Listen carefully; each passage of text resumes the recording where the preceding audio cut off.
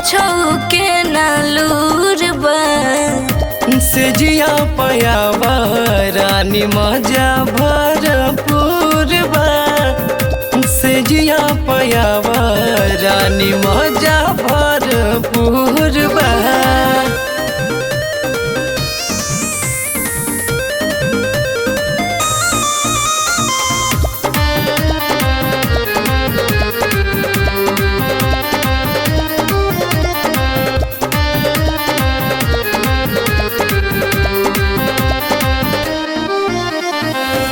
उल्टा पुल्टा काम राजा काहे तू करेला रतिया में हनुमान चालीसा पढ़ेला।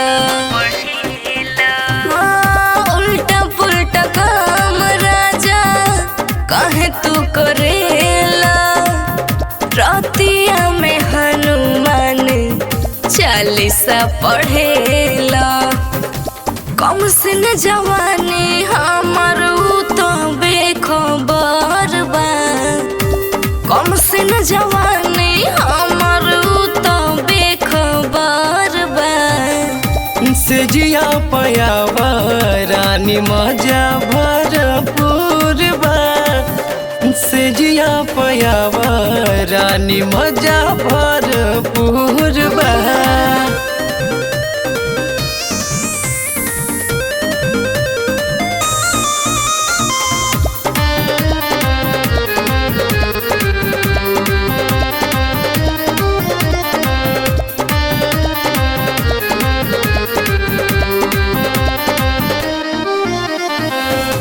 साझे से मोबाइल में घुसल रहेला देखी के तोहर आदत जियरा जरेला।